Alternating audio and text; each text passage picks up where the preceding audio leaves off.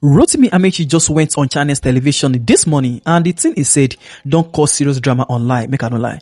He looked straight into the camera and said Peter Obi is an Igbo candidate, Atiku is a Hausa-Fulani candidate, but him, Amaechi, is the only true Nigerian candidate, and he added that he does not even care about who else is running. Chai, this one is serious wahala for ADC, honestly speaking. Now let me break this down for you simply. Right now inside ADC, the main opposition party, everybody is now positioning themselves to be the presidential candidates for 2027. You have Atiku, you have Peter Obi, you have Kwankwaso, you have El-Rufai and Aregbesola. And now Amaechi has raised his hand and said all of them are regional candidates. He said they are running based on where they come from, not based on what Nigerian actually needs. But he says it's different. He says when he was governor of Rivers State, he built rail lines, developed ports, and tackled insecurity. In fact, he said he understands Nigeria's problems from north to south, not just one region. But then, he said something else that is causing even more argument. He said ADC must do a proper primary. No consensus, no backroom deals. Everybody must contest. Winner takes the tickets. Now, this is a direct shot at the idea of just giving Peter Obi the tickets without a contest. Take a listen to exactly what he said. Can we do a referendum? All the candidates who are, or aspirants who are running for presidency, including President Bola Tinubu, have served government. Do a referendum. Go to Peter Obi, go to Anambra State and see what is done.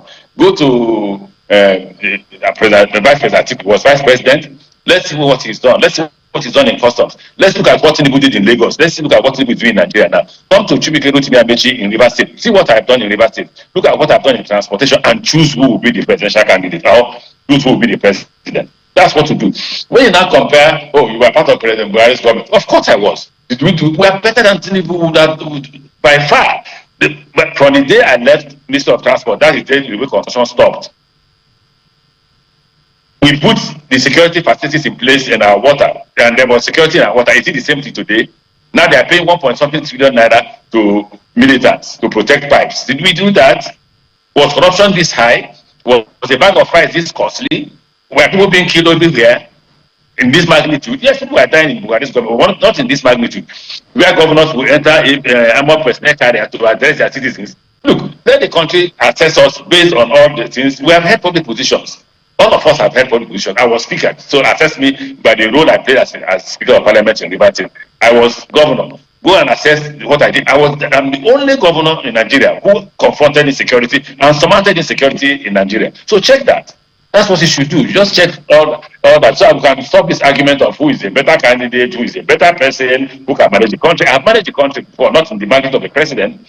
So when you ask the question, oh, you are part of Buhari's government, of course I was. Was this Buhari government better than this government? Of course it was. It's better than President Buhari, President Tinubu's government.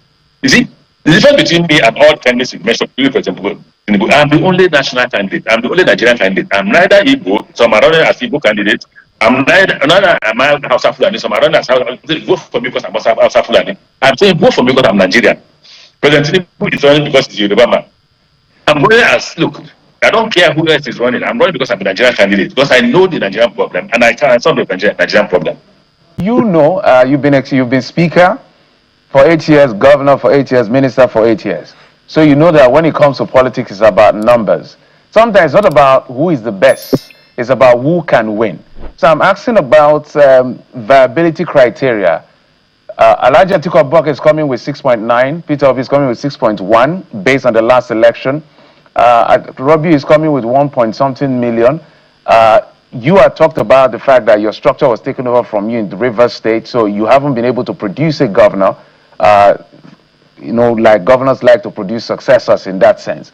And you see what is playing out in Rivers State as we speak. So in terms of viability, not necessarily who is more competent, viability for numbers, do you think you can match the other guys in your team? You know, it's the questions you ask that make me give answers that look as if I'm not in tune with my colleagues in the ADC. Let's take your question.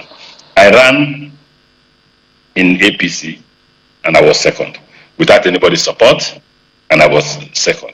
So I wasn't on the ballot. Okay, so Vice President who came with 6 point something, Obi, my friend and colleague Peter Obi came with 6.something million votes and all that. Fine, good question. But we are registering now in ADC. Why haven't that 6.something million registered with ADC? Why are we struggling? Why do we have 3 million? See, the factors are different. Nigerians are hungry. They are looking for somebody who can find solution to their problem. That's why I say that it's about viability and capacity. I said so in the ADC convention, and that I am the most viable to contest that election because Nigerians are looking for the following factors: who can put food on our table, who can change the issue of security. I have run Rivers State and I've shown that I can fight insecurity.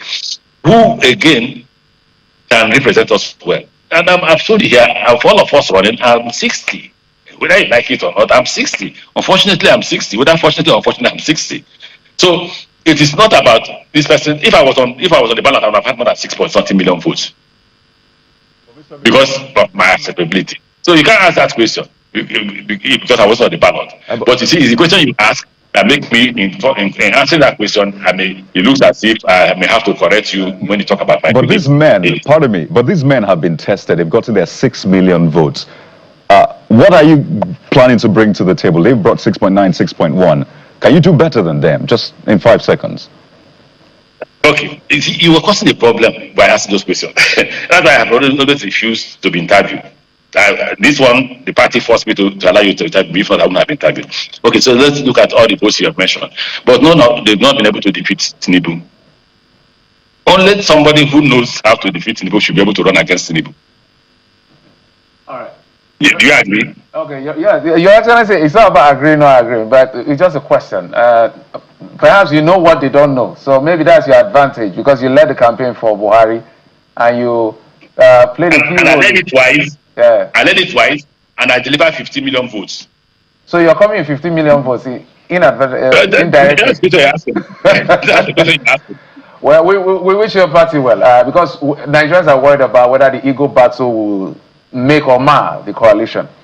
Rotimi Amaechi, former governor of Rivers State. No, get it right. There is no Igbo battle. I've told you here, Governor Peter Obi is eminently qualified.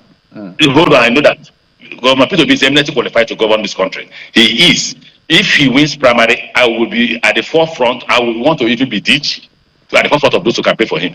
If Vice President Atiku wins the primary, he's also eminently qualified to govern this country. He is. He's very experienced. Age comes with experience, you know. I will also be at the forefront of those who campaign for him. Of course, I will be. If Vice President Atiku was the presidential candidate last time, he will not do a Muslim ticket. So you heard him yourself. Now, let me give you the full update. Amaechi also said something very important that many people actually missed. He said, whether the election is free and fair or not, if ADC is on the ballot, Tinubu will lose. He said the problem is Tinubu does not want a strong candidate on that ballot. In fact, he also added that if Tinubu is truly confident he can win, tell him to leave INEC and the judiciary alone. Allow them to operate independently. That particular one statement alone tells you everything you need to know. So here's the real question. Do you think Amaechi is right? Is Peter Obi actually just an Igbo candidate? Is Atiku actually just a Hausa-Fulani candidate? Or is Amaechi saying this because he wants the ticket for himself? Because let's be honest, Amaechi was a very loyal APC man. For years, he served under the same APC government as a minister. So when he's talking about being a true Nigerian candidate, some people will ask, where was this energy when you were collecting ministerial position from APC? Do you think Amaechi is actually the strongest candidate to defeat Tinubu? Or is this just another politician playing politics? And which combination do you think will actually work? Amaechi and Obi, or Obi and Kwankwaso? Tell me below. And that's the full breakdown. Amaechi, as declared, is the only true Nigerian candidate. He called out Peter Obi and Atiku as regional candidates, and he said ADC must do a proper primary, and he said Tinubu will lose if they allow the election to be free and fair. 2027 don't start be that. If this video opened your eyes, hit the like button now, subscribe and turn on notification, share this video, let's keep everyone informed. Thank you, and I'll see you in my next video.